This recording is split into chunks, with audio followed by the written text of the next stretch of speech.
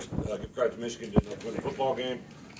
Also want to say thank you. Obviously, it's been a tough week for me emotionally, but had a lot of love and support in the Smith Center as well as in the community, and very appreciative of that. And with that, I know our guys came over here with a challenge to play a good football team. Thought our guys answered the bell, rose up to the challenge. Extremely frustrated with some of the situations that occurred, especially in the second half. So we'll double down, buckle up, have a good week of practice, and get ready to play against the Northwestern, a rivalry game that means a lot here at the end. Coach, how are you feeling right now? I'm extremely pissed off, right? Like, just very angry, very upset. I think our kids did a lot to win the football game, and continually have things to just go against us. Very frustrating, and you got to stand up for your people that you believe in, and I believe in that locker room big time, and I know they'll rise up to the challenge once again. Are there any one or two particular situations that are particularly infuriating for you? Yeah, I just, very frustrated. I think I always look forward to film on Sunday as a coach, but here as of late, it's just keep getting answers I don't love, right? And it doesn't help us on things during the course of the week. So we hopefully will play a cleaner game. Some penalties have really hurt us in these last 3 ball games, and we have to correct that internally. If we're doing things illegally, then we got to correct that. But very, very frustrated in the ending of that football game. Coach, you're obviously sorry for your loss. Yeah. But what's it been like the last 24 hours for you? When I'm alone, it's tough. Or when it's just me and my wife. But I made the decision really during the day, Friday, that this is something I was going to do. Very emotional time, and I'm kind of still just on the high of the football game. But have had just tremendous support from my family, first and foremost, and then also from my family here at the University of Illinois, from our players. I've definitely felt the love all day. It's going to be a rough couple days. My mom's visitation will be tomorrow, and her funeral will be on Monday. I think it was very apparent from our players how much they care for each other, for us as coaches, and today was a really doubly frustrating day because I don't think it needed to end this way. What does that tell you about your players, or what did you learn about your players to come in here, given a tough week, and play the kind of game they did, and then to rally around? Yeah, I'm afraid to put them in here with you guys because I don't think they're going to handle questions well. I think they're angry. I think they're frustrated. I think we have to, as coaches, continue to guide them and put them through. But one of the things that we always talk about is we got to earn the things we get, right? And I think they earned an opportunity to get a victory today, and unfortunately fell a little bit short. We can definitely correct some mistakes and move forward, and hopefully to be in this position again, we'll be able to come out on top. Bret, I know you.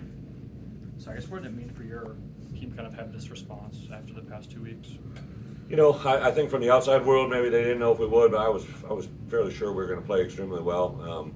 When I started watching the film on Sunday or last week, I took a look at these guys during our bye week, our second bye week, just because I wanted to get a look at them. We hadn't seen a lot of them on crossover games, so I felt it was going to be a good matchup. I liked the way our D-line matched up against our offensive line. I thought our offense was going to create some issues for them. We did a lot of really good things, and in the end, just fell a little bit short.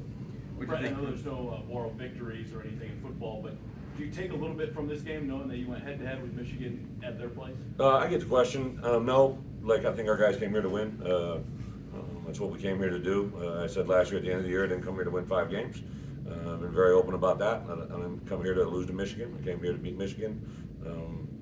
And for us now we got to put this one, learn from the moments, players and coaches, and put ourselves in a position to win against Northwestern. What do you think of Chase Brown, what he gave you today, and being able to kind of control Chase the is a clock? phenomenal, he's a phenomenal football player, but just his challenge this week was right to get healthy, and he lived in that training room. I give our medical staff all the credit in the world, JB and the doctors, and but Chase, I think probably Tuesday he came in my office. It was definitely Tuesday because of before my mom passed, and I remember he said, "Coach, I'm playing Saturday. I know everybody's making a big deal about, right? That's just kind of who he is, and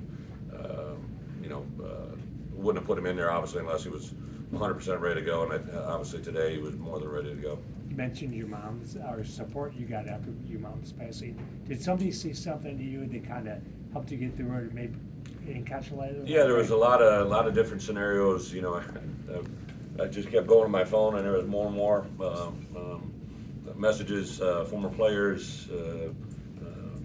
I told the TV crew there's one in particular. I recruited a a walk-on linebacker a number of years ago at the University of Iowa by the name of Dallas Clark, and he ended up being a pretty good tight end. But he said something to me in a text on Friday. He unfortunately as well lost his mother a little prematurely in life, and he said something to me to the effect that, you know, mothers are at their happiest when they watch their sons do what they love, right? And I know my mom, she definitely knows I love to coach, so she's probably gonna get at me for being mean right now, or mad, or angry. But I do know that she's probably smiling today in certain regards. Brett, sorry to get back to the Yeah. game, but the defense, that first drive, they Yeah. pretty effortlessly moved down. What Yeah. changed? What did you see, if anything? Well, we on missed the some side? tackles on that first drive for sure, right? There was some early on in the first quarter. I think everybody just ramped up a little bit. We missed some uncharacteristic plays. Screen game hurt us a little bit again. We got to make sure we get that corrected, and then we kind of started playing overly cautious to the screen game. You know, really there wasn't a lot of vertical passing game. They were just running a lot of pick routes, mesh routes. We got to be able to play those a little bit better. But I think, you know, again, defensively, Ryan and staff just did a nice job. Especially in that second half, we thought, you know, we kind of controlled the run game. And then especially when the running back wasn't in there anymore, we thought we could do some things there. What's the key with that? We've seen that screen game kind of crop up a few times. What was the key to containing that a little bit more? Yeah, I think first to be aware of it. I know that one that they hit backed up, everybody's yelling screen on the sideline, just awareness of it. But sometimes if, you know, a guy's covering that back and he's in an inside leverage position, he can't get to it through traffic. That's an issue schematically, obviously. And then we can do some different things at the line of scrimmage with either our overhang players, our DBs, or even, you know, with defensive linemen rushing the passer. Coach, you mentioned Chase Brown getting healthy and getting back. What does it say about him not only to get healthy, but then put up the numbers he did today? You know, I don't even know what his numbers are. I just know he's very productive in the run game, throw game, leadership. You know, I made I think it was a 32 play edit last night, and just really showed our guys how we would be able to do things against them today. I think the game is always about matchups, and I just like the way we matched up. I didn't think they had seen a running back like Chase in their season. I thought he'd be able to go out there and do some things, and a lot of that played up. We just came up a little bit short in the end. Brett, what do you think of Casey Washington today? Making some big Casey's plays? been really impressive the last month. I think he's playing his best football. Excited where he can be and what he can do in the future. Very strong receiver. I thought we caught the ball pretty well in considering the conditions. So a lot of positives and things that we can build on for this week. Good thing to be playing your rival this next week after avoid that game just win. Yeah, I think anytime you're playing the Big Ten, Northwestern is obviously an in-state rival. That it's a trophy game. You know, there's a lot to play for. Obviously, an 8-win team would be a really good sound for bowl game perspectives and all that goes into it. And then obviously today, how things play out, you never know what's going to happen in the Big Ten West. So a lot of things out there to play for, but I think our guys play for pride, right? And I would guess that they're going to go out and prepare and play and have a lot of pride in their preparation for this week's game. Anything else? I guess you kind of talk about building a culture and being there for kind of your players. What did it kind of mean for you to have them kind of give back to you and talk to you during kind of what tough moments? Yeah, it was. I told our coaches, like, it just blew me away. The number of players that reached out to me, you know, immediately when it happened. I couldn't go to practice Thursday. I was just too jacked up. I didn't.